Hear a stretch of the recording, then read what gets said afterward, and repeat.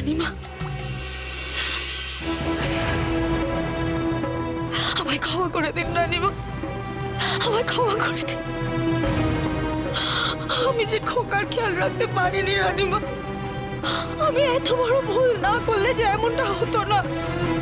আমাকে আপনি ক্ষমা করে দিন রানীমা, আমাকে ক্ষমা করে দিন।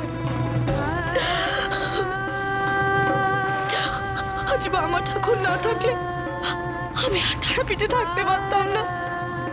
আমাকে ক্ষমা করে দিন রানীমা। এইভাবে বলো না চন্দ্র, ওঠো তো, ওঠো। খোকাকে নিয়ে যারা ষড়যন্ত্র করেছে তাদের অন্যায়ের জন্য তুমি কেন কাঁদছো?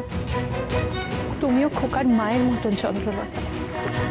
আমি জানি তুমি খোকাকে কত ভালোবাসো, কত যত্ন করো। এইভাবে বলো না। আর আমি খুব ভালো করে জানি চন্দ্রলতা, তুমি জ্ঞানও তো কখনো খোকার কোনো বিপদ আনবে না।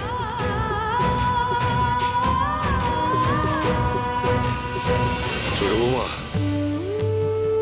অনেক রাত হয়েছে, মহলে ফিরে চলো। চলুন বড় ঠাকুর। কি ব্যাপার, আপনি এটা মুখ কাচুমাচু করে দাঁড়িয়েছেন কেন? আপনি তো সব কাজে পারদর্শী, অনেক বড় কাজের লোক। এবার বুক ফুলিয়ে আমাকে বলুন যে বড় রানীমা, এইবার আর হয়নি, পরের বার ঠিক হবে। বারবার বারবার আপনি নিজে কাজের দায়িত্ব নিয়েছেন আর আমাকে হতাশ করেছেন। আবার আবার আপনি কাজের দায়িত্ব নেবেন, আবার তাই করবেন। তাহলে আর কি, তাই করুন, অসুবিধা তো কিছু নেই। আপনি কেন আমাকে এভাবে লজ্জা দিচ্ছেন বলুন তো বড় রানীমা? আপনি তো নিজেই আমার প্রশংসা করেছেন, করেননি? আপনি নিজের মুখে বলেছেন যে এবার আমি যোগ্য লোককে নির্বাচন করেছি তো, আপনি নিজের মুখে বলেছেন। আর বড় রানীমা, আপনি তো নিজের চোখে দেখেছেন না এই ছোট রানীমার সন্তানকে আমি কিভাবে দ্বারকার জলে ভাসিয়ে দিয়েছি। আমার তো কোনো ত্রুটি ছিল না, আর তার পরবর্তী গন্ডগোলের জন্য আপনি আমাকে কেন দায়ী করছেন? হ্যাঁ, আপনিই দায়ী। আপনি জানেন না বামার ক্ষমতা? বামার মধ্যে এক অলৌকিক শক্তি আছে, তা সবাই জানে। তাহলে তাহলে আপনার সেটা বোঝা উচিত ছিল। আচ্ছা, এটা আমি কি করে বুঝবো বলুন? মামা তো এখানে ছিল না, ছিল তো অনেক দূরে, কলকাতায়। আর সেই সুযোগটাই তো আমরা কাজে লাগিয়েছিলাম, তাই না? হ্যাঁ? হঠাৎ করে বামা উদয় হয়ে এরকম ভেলকি দেখাবে, আমি তো কিছুতেই বুঝতে পারছি না। আপনার আর বুঝে কাজ নেই। আপনার দূর কত দূর তা আমার জানা হয়ে গেছে। আসলে আপনাকে বিশ্বাস করাটাই আমার ভুল হয়েছে। কিন্তু বড় রানীমা, থামুন, আপনাকে আর কোনো কথা বলতে হবে না। বড় রানীমা, আর একটি বার আপনি আমাকে সুযোগ দিন। মানে এটাই শেষ সুযোগ। আমি আপনাকে দেখাবো যে নীলমাধব কি কেরামতি করে দেখাতে পারে। থাক, আপনাকে আর শাক দিয়ে মাছ থাকতে হবে না, যথেষ্ট শিক্ষা হয়েছে আমার। আপনার সঙ্গে আমি আর কোনো নতুন ষড়যন্ত্র করব না, আপনাকে কোনো কাজের দায়িত্ব দেব না। যান যান, আপনাকে আমি মুক্তি দিলাম। আমি কি শুনছি বড় রানীমা? হ্যাঁ, আপনি ঠিকই শুনছেন। বড় কুমার যদি একবার জানতে পারে যে দ্বারকায় খোকাকে ভাসানোর পেছনে আমার ষড়যন্ত্র আছে, তাহলে শুধু এই রাজবাড়ি কেন, এই চত্বর, এই রাজ্য থেকে উনি আমাকে বিতাড়িত করবেন। এমনকি উনি আমার জীবন শেষ করেও দিতে পারেন। ওনাকে আমার থেকে ভালো কেউ চেনে না।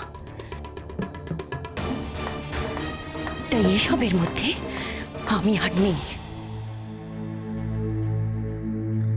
তাহলে বড় রানীমা, আমাদের ষড়যন্ত্র করার প্রবৃত্তি কি এখানেই শেষ হলো?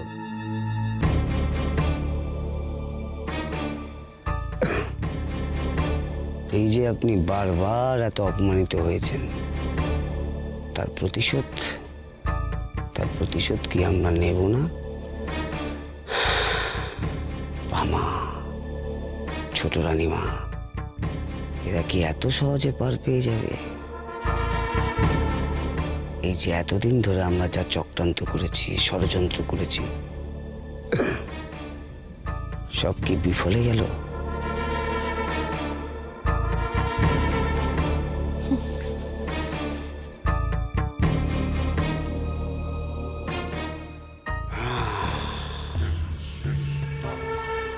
বড় রানীমার চোখে আমি বড় রানীমার মনের মতো হয়ে উঠতে পারলাম না। বারবার বারবার বামার শক্তির কাছে আমাকে পরাস্ত হতে হচ্ছে, আমাকে নতি স্বীকার করতে হচ্ছে বামার শক্তির কাছে। আমার সব ষড়যন্ত্র বিফলে যাচ্ছে মা। তারা একটা সুযোগ দাও, একটা সুযোগ, যাতে বামার জীবনটা আমি ছারখার করে দিতে পারি। একটা সুযোগ দাও মা, যাতে আমি আমার সমস্ত অপমানের চরম প্রতিশোধ দিতে পারি। মা, জয় মা তারা।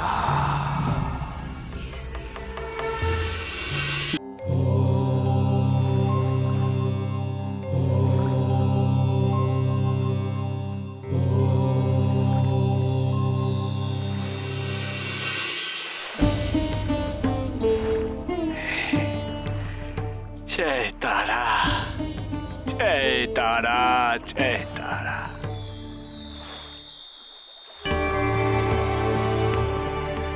বামা, বড় মা গো, জয় তারা, জয় তারা।